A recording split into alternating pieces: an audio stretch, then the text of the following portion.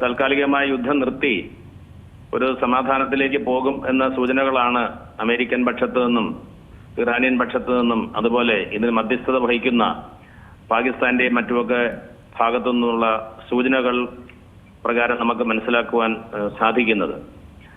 ഇത് ശരിക്കും പറഞ്ഞാൽ ഇത്തരത്തിലുള്ള ഒരു വെടിനിർത്തൽ കുറച്ചു നാൾ മുമ്പും അവർ എത്തിച്ചേർന്നിരുന്നു. പക്ഷേ അതൊരു പൂർണ്ണമായ സമാധാനത്തിലേക്ക് എത്തിച്ചേരുവാൻ കഴിഞ്ഞില്ല. കാര്യങ്ങൾ ക്രമേണ വഷളായി. അതിൽ നിന്നാണ് നമ്മളിപ്പോ ഒരു ധാരണയിലേക്ക് എത്തി എന്ന് പറയുന്നത്. ഇപ്പോഴെത്തിയിരിക്കുന്ന ധാരണ എന്ന് പറയുന്നത് ഒരു 60 ദിവസത്തേക്ക് പരിപൂർണമായി നമ്മൾ വെടിനിർത്തുന്നു. അപ്പോൾ ഇതൊരു ഉടമ്പടി എന്നതിനേക്കാൾ ഉപരിയായി ഒരു ധാരണയാണ്. ഈ ധാരണയിലുള്ള ഏറ്റവും പ്രധാനപ്പെട്ട കാര്യം അവർ തമ്മിൽ ഇനി 60 ദിവസത്തേക്ക് പരസ്പരം ആക്രമിക്കില്ല എന്നൊരു ധാരണയിലെത്തിയിട്ടുണ്ട്. മറ്റൊന്ന്, ഈ ആക്രമിക്കില്ല എന്ന് പറയുന്നതോടൊപ്പം തന്നെ ഹോർമൂസ് കടലിടുക്ക് ഇറാൻ തുറന്നു കൊടുക്കുവാൻ തയ്യാറാണ്. അതുപോലെ തന്നെ ആ പ്രദേശത്തുള്ള സമുദ്ര ചരക്ക് വ്യാപാരത്തിന് അമേരിക്ക ഏർപ്പെടുത്തിയിരിക്കുന്ന നിയന്ത്രണങ്ങൾ പിൻവലിക്കും.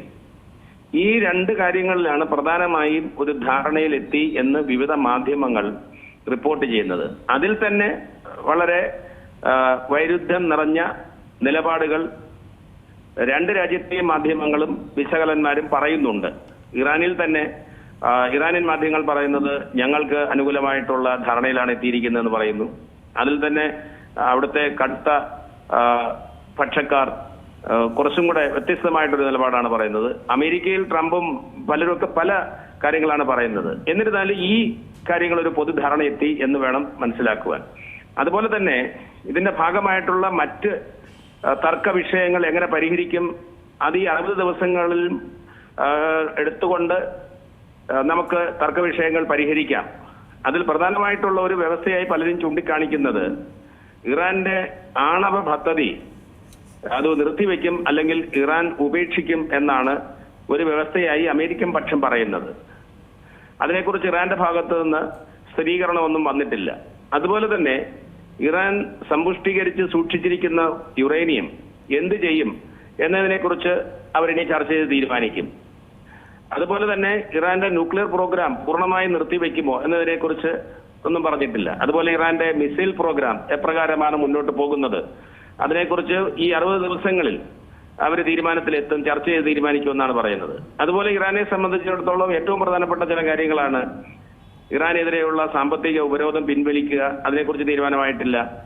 ഇറാന്റെ ഫ്രീസ് ചെയ്ത് വെച്ചിരിക്കുന്ന നിക്ഷേപങ്ങൾ അവരുടെ ആവശ്യങ്ങൾക്ക് വിട്ടുകൊടുക്കുന്നതിനെ കുറിച്ച് ബാങ്കിങ് ട്രാൻസാക്ഷൻസിനും മറ്റുമൊക്കെ ഇറാന് അനുമതി നൽകുന്നത് സംബന്ധിച്ച് തീരുമാനം ആയിട്ടില്ല. അപ്പൊ ഇങ്ങനെയുള്ള ഒട്ടനവധി ഇറാന്റെ മിസൈൽ പ്രോഗ്രാമിനെ കുറിച്ച് ധാരണയായിട്ടില്ല.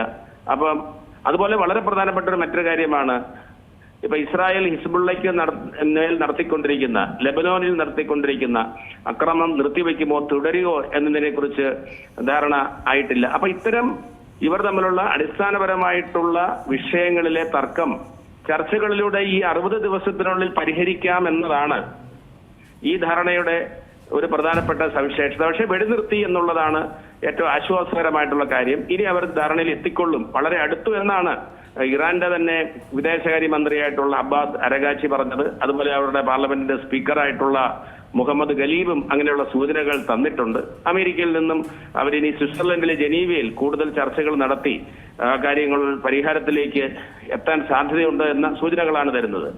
പക്ഷെ ഇത്തരം നടന്ന സംഭവങ്ങളെ നമ്മളൊന്ന് അവലോകനം ചെയ്താൽ ഇതൊരു എന്നോട് ചോദിച്ചതുപോലെ ഒരു പുതിയ സമാധാന യുഗത്തിലേക്ക്, ഒരു സ്ഥിരമായ സമാധാനത്തിലേക്ക് ഇത് പോകുമോ എന്ന് ചോദിച്ചാൽ നമുക്ക് കൃത്യമായി ഒന്നും പറയാൻ പറ്റാത്ത ഒരു സാഹചര്യമാണ്.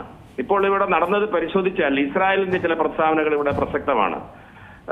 നെതന്യാഹു പറഞ്ഞത് ഞാൻ അതിന്റെ അകത്ത് കാര്യമായി പങ്കെടുത്തിട്ടില്ല എന്നുള്ള സൂചനകൾ വരുന്ന പ്രസ്താവനകൾ അവരുടെ ഭാഗത്തുനിന്നുണ്ട്.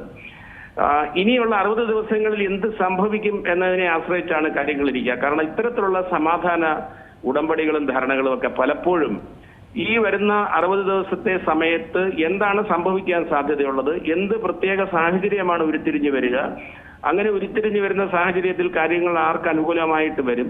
അപ്പൊ ഏതെങ്കിലും ഒരു പ്രത്യേക സാഹചര്യത്തിൽ ഒരു സംഭവം ഇറാനോ അമേരിക്കയ്ക്കോ അനുകൂലമായി വന്നു കഴിഞ്ഞാൽ അവർ ഈ ധാരണയിൽ നിന്ന് മാറി ചിന്തിക്കുവാനോ വേറെ ഒരു പ്രത്യേക വ്യവസ്ഥ വയ്ക്കാനോ ഒക്കെ ഉള്ള സാധ്യതകൾ വളരെയേറെയാണ്. ഉദാഹരണമായിട്ട് ഈ യുദ്ധം തുടങ്ങിയ സമയത്ത് ഒരിക്കലും നമ്മൾ ചിന്തിച്ചിരുന്നില്ല, അല്ലെങ്കിൽ ഇറാൻ ചിന്തിച്ചിരുന്നില്ല നമുക്കിത് ഇറാൻ അനുകൂലമായി ഹോർമൂസ് കടലിൽ ദിക്കിൽ അവർ ഏർപ്പെടുത്തുന്ന ഉപരോധം ഇറാൻ അനുകൂലമായി വരുമെന്ന് അവർ ചിന്തിച്ചിരുന്നില്ല. പക്ഷേ അവർക്ക് പെട്ടെന്ന് മനസ്സിലായി ഇറാനെ നമുക്ക് ഹോർമൂസ് കടലിടുക്കിനെ നമുക്ക് വെപ്പണൈസ് ചെയ്യാൻ പറ്റും, അവിടെ നിയന്ത്രണങ്ങൾ ഏർപ്പെടുത്തിക്കൊണ്ട് അമേരിക്കയെ പ്രതിരോധത്തിലാക്കാൻ കഴിയും, അമേരിക്കയുടെ കൂട്ടുകാരെ പശ്ചിമേഷ്യയിൽ ആക്രമിച്ചുകൊണ്ട് അമേരിക്കയെ പ്രതിരോധത്തിലാക്കാൻ കഴിയും.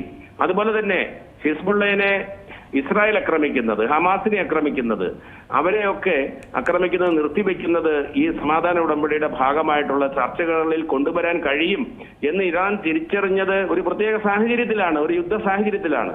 അപ്പൊ അവർ അതിനെ വ്യവസ്ഥകളുടെ ഭാഗമാക്കി മാറ്റാൻ ശ്രമിച്ചതാണ് ഇപ്പോൾ പ്രധാനപ്പെട്ട ഒരു വെല്ലുവിളിയായി നിൽക്കുന്നത്. യഥാർത്ഥത്തിൽ അമേരിക്ക എന്തൊക്കെ ലക്ഷ്യങ്ങൾ വെച്ചാണോ തുടങ്ങി വെച്ചത് അതിൽ നിന്ന് എത്രയോ മാറിയാണ് ഇപ്പൊ ചിന്തിക്കുന്നത്.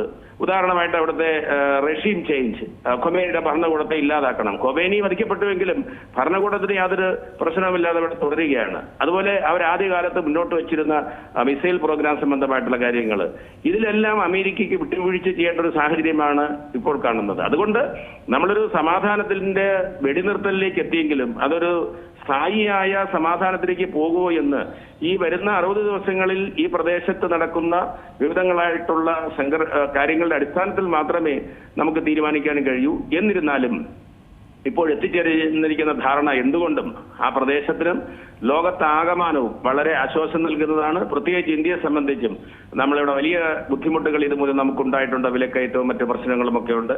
അതിനെല്ലാം ഒരു താൽക്കാലികമായ ആശ്വാസം എന്ന കാര്യത്തിൽ സംശയമില്ല. ഏറ്റവും പുതിയ വാർത്തകളും വിശേഷങ്ങളും വിരൽത്തുമ്പിലറിയാൻ സീ മലയാളം ന്യൂസ് എല്ലാ ഡിജിറ്റൽ പ്ലാറ്റ്ഫോമുകളിലും ലഭ്യം.